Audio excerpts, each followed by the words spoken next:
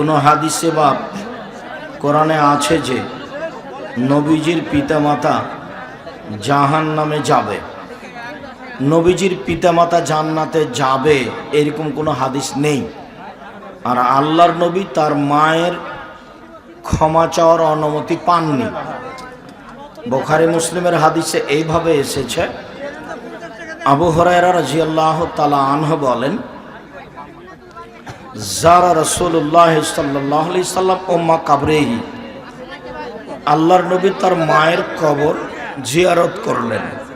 ফাবাকা, তিনি কাঁদলেন। ওয়াবকা মান হাওলাহু, এবং আশেপাশে যারা ছিল তাদেরকে কাঁদালেন। এরপরে তিনি বলছেন, ইস্তাজান্ত রব্বি, আমি আমার প্রতিপালকের কাছে অনুমতি চাইলাম। আন আস্তাগফিরা লি উম্মি, আমি আমার মায়ের জন্য ক্ষমা চাইব। ফালাম ইউজানলি, আমাকে অনুমতি দেওয়া হলো না। আমি যখন বললাম যে আল্লাহ, আমি কি তোমার কাছে আমার মায়ের জন্য ক্ষমা চাইতে পারি, তা আমি অনুমতি চাইলাম, তো আল্লাহ বললেন না, তুমি তোমার মায়ের জন্য ক্ষমা চাইতে পারো না। তো যে নবী অনুমতি পাইলেন না মায়ের ক্ষমা চাওয়ার, সেই মা জান্নাতে যাবে, আপনি কি দিয়ে ফয়সালা দিলেন? নবী নিজে অনুমতি চাইলেন আল্লাহর কাছে ক্ষমা চাওয়ার মায়ের জন্য। তারপর উনি বলছেন, ওয়াস্তাজান্তহু আন আজুরা কাবরাহা, আমি অনুমতি চাইলাম আল্লাহ, আমার মায়ের কবর দেখতে যেতে পারি কি ফওজেন আলী, তখন আমাকে অনুমতি দেওয়া হলো, হ্যাঁ তুমি তোমার মায়ের কবর দেখতে যেতে পারো। কেন? কবর দেখলে মরণ স্মরণ হয়। তখন আল্লাহ রাসূল বললেন, জৌরু কাবরাহু কাবরাকুম ফাইন্নাহু তুযাক্কিরু মাউতাকুম, তোমরা কবর জিয়ারত করো, মরণ স্মরণ হবে।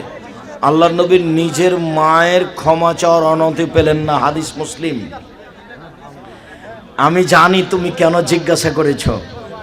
আব্দুর রাজ্জাক বিন ইউসুফ বলেছেন মুহাম্মদ সাল্লাল্লাহু আলাইহি সাল্লামের বাপ মায়ের ব্যাপারে তুমি সেটাই জানতে চাচ্ছ। আর যেসব হুজুর তোমার পক্ষে আমার বিরুদ্ধে লেগেছে, সে কি এই হাদিস শোনাতে পারবে? তুমি এই হাদিসে যে এখন নোটে আসছে, এটা তোর হুজুরের সামনে তুলে ধরে বলিও, হুজুর এই হাদিসের অনুবাদ করেন তো। হাদিস মেশকাতে আছে, হাদিস মুসলিম। তোমার হুজুরের মুখস্থ নাই, কোনোদিন দেখেও না, কিসসা কাহিনীর উপরে চলে আর মানুষের বদনাম করে। রাসূল সাল্লাল্লাহু আলাইহি ওয়াসাল্লামের পিতামাতা কি জান্নাতি না জাহান্নামী? নাউযুবিল্লাহ। কেউ যদি বলে আল্লাহ রাসূল সাল্লাল্লাহু আলাইহি ওয়াসাল্লামের পিতামাতা কাফের ছিল, জাহান্নামী, তো সে নিজেই কাফের হয়ে যাবে। কেন? প্রশ্ন আসে না? মুহাদ্দিসদের মধ্যে একটা বিষয়ে মতভেদ ছিল, আবাওয়াইন কারিমাইন, আল্লাহর হাবিবের পিতামাতা মুমিন ছিলেন কি মুমিন ছিলেন না, এই মতভেদ ছিল। কিন্তু আল্লাহর হাবিব সাল্লাল্লাহু আলাইহি ওয়াসাল্লামের পিতামাতা কাফের ছিলেন, জাহান্নামী ছিলেন, এইটা কোনো মুহাদ্দিস কলমে লেখে নাই, মুখেও বলে নাই। এটা বর্তমান ইহুদিদের কিছু দালাল বাংলাদেশে প্রচার করতেছে। বেঈমান তারা। এখন আসেন, রাসূলুল্লাহর পিতামাতার ব্যাপারে মুহাদ্দিসদের মতভেদ কি ছিল তা দেখার আমাদের দরকার নাই।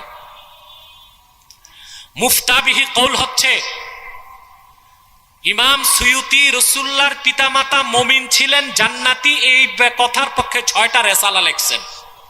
কয়টা? একটা না, দুইটা না, 6টা। আল হাবিলিল ফাতাওয়াতে পাবেন, পড়বেন। কথা বুঝতেছেন? সবচেয়ে গ্রহণযোগ্য মত যেটা মুসলিমের সরা ফাথুল মুনইমে পাবেন, যে হাদিসটা বলে মুসলিম শরীফের, যে হাদিসে আসছে আল্লাহর হাবিব বলছেন যে সাহাবীকে, তোমার পিতাও বেহেশতে যাবে না, আমার পিতাও বেহেশতে যাবে না। এই হাদিসটা মানসুখ। এই হাদিসটা কি? পরবর্তীতে রাসূলুল্লাহকে আল্লাহ সুযোগ দিয়েছিলেন, রাসূলুল্লাহর পিতামাতা দোনোজনকে আল্লাহ জিন্দা করছেন, তারা মদিনাতুল মুনাওয়ারাতে আল্লাহ রাসূলের হাতে ঈমান এনেছেন। বিশুদ্ধ সনদে ইমাম বাইহাকি দালায়েলুন নবুওয়াতে হাদিসকে রওয়ায়াত করেছেন। কথা বুঝতে পারছেন? এখন রাসূলুল্লাহর পিতামাতা মুমিন ছিলেন কি মুমিন ছিলেন না, এটা একটা মতভেদ ছিল। কিন্তু রাসূলুল্লাহর পিতামাতা নাউযুবিল্লাহ কাফের ছিলেন, জাহান্নামী ছিলেন, এটা যে বলবে সে নিজে বেঈমান, মুরতাদ, গোস্তাখে রাসূল, দুশমনে রাসূল। কোন মুসলমানের ঠোঁট দিয়ে এরকম শব্দ আসতে পারে না, ইহুদিদের দালাল ছাড়া। আসেন দলিলে আসেন। ওয়ারাকা বিন নওফাল নাম শুনছেন? ওয়ারাকা ইবনে নওফাল ইবনে আসাদ ইবনে আব্দুল উজ্জা, বুখারী কিতাবুল ওয়াহিতে তার কথা আসছে। তার ব্যাপারে সমস্ত মুহাদ্দিস একমত। ওনার নাম ছিল কিস। কি ছিল? রাসূলুল্লাহ বলেছেন কিস মিনাল জান্নাহ, ওয়ারাকা বিন নওফাল জান্নাতে যাবে। সমস্ত মুহাদ্দিস একমত রাসূল করিম সাল্লাল্লাহু আলাইহি ওয়াসাল্লাম মুহাম্মদ সাল্লাল্লাহু আলাইহি ওয়াসাল্লাম আল্লাহর রাসূল এবং নবী। এই বিশ্বাস ওয়ারাকার ছিল, কিন্তু প্রকাশ্যে কলেমা পড়তে পারে নাই। তারপর বেহেশতি কেন?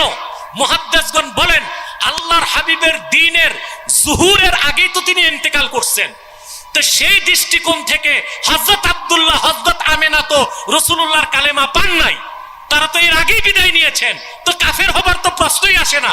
কাফের হবার জন্য তো ইনকার লাগবে। কালেমাই যারা পেলেন না, কি ইনকার করে কাফের হয়েছেন? ওনারা তো কালেমাই পান নাই। ওনাদেরকে বলা হয় আহলুল ফাতারা। কি বলা হয়? অর্থাৎ আল্লাহ রসুলের দ্বীন ইসলামের আগে যারা বিদায় নিয়েছেন, হানিফ ছিলেন, হানিফ, মুতাহান্নিফ, হযরত ইব্রাহিমের শরীয়ত মানতেন, কোনদিন শিরক কুফর করে নাই, তারা প্রত্যেকে বেহেশতে যাবে। আল্লাহ রসুলের বাবা মা জিন্দেগিতে মদ স্পর্শ করে নাই, কোনদিন মূর্তির সামনে মাথা নত করে নাই। বেলা শাক হযরত আব্দুল্লাহ, মা আমেনা জান্নাতি,